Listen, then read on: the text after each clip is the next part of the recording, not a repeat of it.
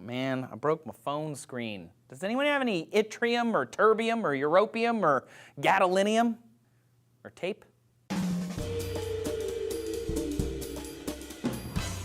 Hey all you screen time junkies, Trace here for DNews. For futurists, technology is the great unifier, and the internet democratizes communication for all of humanity.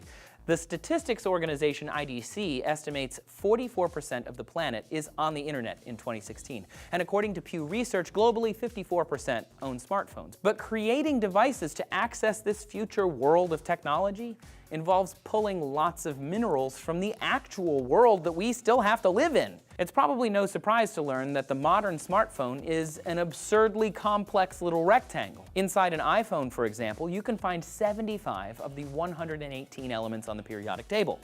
That's most of the elements. Did that math for you. For comparison, life needs only about 30 elements to be, well, alive.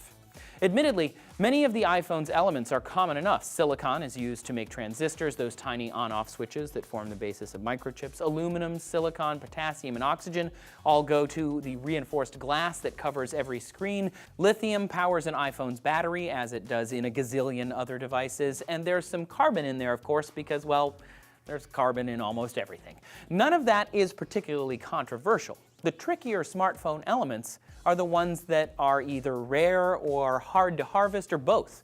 Gold and tin, for example, are used in electronics wiring. Gold is an excellent conductor, and tin is a critical part of the soldering process.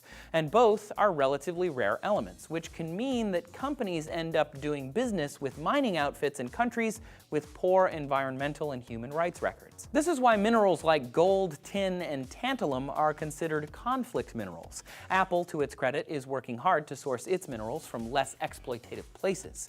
And then there are so-called rare earth minerals, a group of elements that are not actually all that rare. They're just spread around the world in small pockets and are notoriously difficult to mine. They also happen to be crucial to most electronics. These are elements like yttrium, terbium, europium, gadolinium. In iPhones, they help screens display colors, vibrating units vibrate, and speakers speak.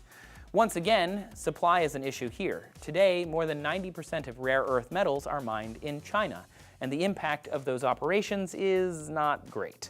China's lax environmental laws have caused millions of residents living near mines to be threatened by radioactive waste and other byproducts of mineral production. So why on earth do companies continue to use these super problematic elements? Why not find an alternative?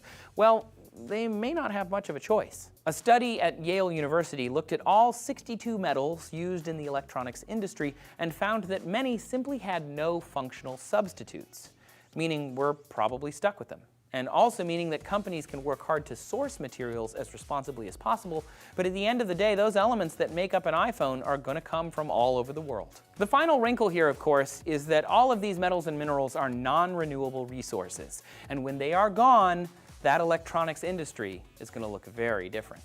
So if there are all of these rare minerals in your phone, why does the battery still suck? We explain why here. Are there any other electronics or items you want to know about? Let us know in the comments. Please subscribe so you get more DNews and come back every day.